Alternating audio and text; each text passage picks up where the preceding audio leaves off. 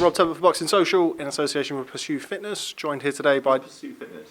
Pursue Fitness is one of the most high-end, brilliant brands of sportswear you've ever seen. You should get yourself some. Men's or women's stuff. Men's and women's stuff, yeah. What, just like tracky bottoms and t-shirts and headbands and stuff like that? Tracky bottoms, t-shirts, gym wear, stuff for in the gym, outside the gym. Do you wear it out and about? You can wear it anywhere, David. Okay. I just didn't want to know. I always hear people giving their sponsors of who's.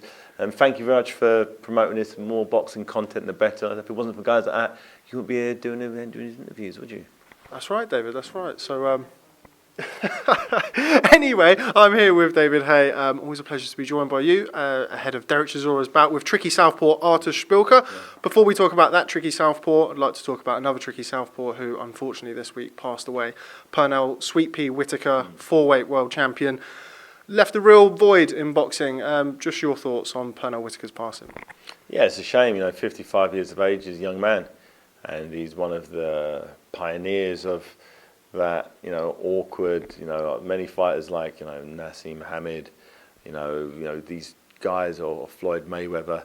They look to guys like Pernell as Sweet Pea. The way he used to slip punches in close range, used to squat down on the floor, and he didn't really play the boxing game. It wasn't I don't know how he did it, and the only sort of person nowadays that can sort of pull off his guys like Lomachenko. The way he slides and slips punches.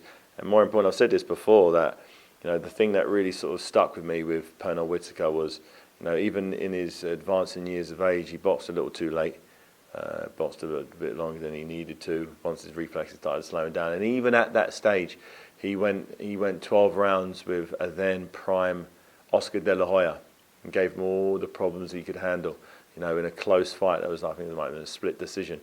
I was like, certain judge, if the Golden Boy wasn't the Golden Boy, it could have went the other way. And to do that against a young, fresh Oscar De La Hoya when Pernell was way smaller, way older. With a lot more wear and tear on him, and he still managed to pull off such an amazing performance. That, for me, that shows a great fighter. It really shows a great fighter. That even in his dwindling, even in his years way past his best, he's still given the very, very elite the best. The pound for pound at the time De La Hoya was being mooted as, he was still giving these guys a hell of a run for their money. I think it's very well said. What kind of legacy does he leave behind? Obviously, people refer to him as one of the great defensive fighters of all time. How will you remember him? Yeah, if you have a southpaw and your southpaw's getting hit with too many punches, you say, right then, I've got some homework for you. Here's a guy, Pernell Sweet Pea Whitaker.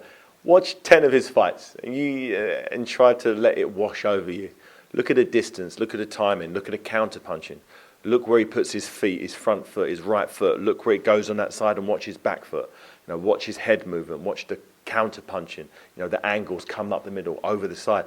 The guy does it all. And he put a little flair on it as well. He'd kind of dance his way through it as well. And at the end of the round, I remember sort of walks to the corner. He's really just he was an entertainer as well. He wasn't a big one punch specialist. That wasn't his thing. He used to frustrate you guys like Errol Graham. I know they were watching him at the time, as he was the smaller version of them, and he's a fighter who you can learn so much from. Particularly if you're a southpaw, if you're a southpaw and you want to make sure you don't get tagged with the big shots, try to study and understand the movements and the timing and the rhythm that Pernell Whitaker puts into practice at the highest level. It's all good and well being a southpaw, slip and slide, and someone who isn't that good. But when you've got a world champion in front of you, teeing off knockout blows, and you're laughing and smiling, and the shots are whisking past you with your whiskers, that for me is greatness. I agree, and rest in peace, Pernell Whitaker. From one southpaw to another, Szpilka faces Derek Chisora, your man, on the Whyte-Rivas undercard. How's Derek? Derek's good. He's good. He's been training very hard. He seems in good spirits. He was a bit of banter today up on the top table. Always randomness from Derek. He's good. He's ready to go. He understands what he needs to do. He understands it's not going to be nice for the first few rounds. He understands Szpilka is a very tricky customer, a guy who has a very solid pedigree, amateur and professional. The guy's not scared of him. The guy's fought the very best in the world. He's gone many rounds with Deontay Wilder and was giving Deontay Wilder all kinds of problems when they were fighting. This was a few years back, but Deontay Wilder had that equaliser to really close the show. And I'm looking forward to Derek Chisora getting that foothold in the fight. You know, he understands early doors against a southpaw. It's never fun. It's never easy. But he's going to need to impose his superior strength, his will, his size, his mass. He's got to put it on Szpilka and really force him to fight at a pace he doesn't really want to fight at. You know, he needs to hit him anywhere he can hit him. He needs to rough him up. He needs to get him out of breath, hit him to the body, particularly the body. He really needs to soften Szpilka up and get him in a position where he's forced to go toe-to-toe. And because once this becomes a toe-to-toe shootout, that's where Derek has his best success. You know, at long range, if he starts boxing long range, he's going to get picked off with a jab. It's going to be a horrible night.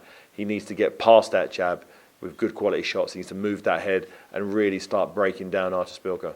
Okay, just finally, because I know we're about to be evicted from the room in here. We've kind of gate crashed it, but that's fine. Another southpaw this weekend, Manny Pacquiao versus Thurman. Break down that fight for me. Well, you've got youth versus experience. You have somebody who's got a perfect record. You know, Thurman, big fan of his. The first time I saw him, I was like, this kid's special. This guy's got that something, and he's proven it time and time and time again. Hasn't put a foot wrong. Manny Pacquiao, you know, he's been around for feels like forever, and you know, the amount of fights he's had at the highest level, the amount of times he's been written off. You know, Manuel Marquez, I think in their third fight, I thought closed the curtain on an amazing career. I've read his obituary many times around that time, and he's reinvented himself all over again. You know, and even when he's losing fights here and there, he gives a good account of himself, whether controversial or even with Bradley, it's like he might have lost, but you really lose, and he seems to just keep coming back. But you know, I've always thought, you know, youth. I know this. As you get older, you can't do the things you once could do without thinking about it.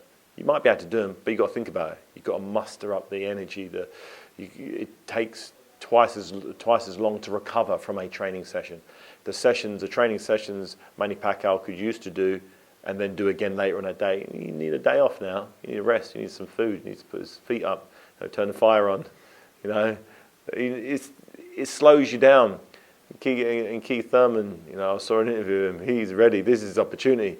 This could be the changing of the guard. This could be the end of Manny Pacquiao, or we could see Manny Pacquiao shock the world again. He's done it many times. I was there when he fought. You know, I was really upset when he was going into the fight against Miguel Cotto. I was thinking, no, Miguel Cotto, you ain't going to beat Miguel Cotto. Miguel's too big. His punches, he's just too much of a big man. How does he keep him off?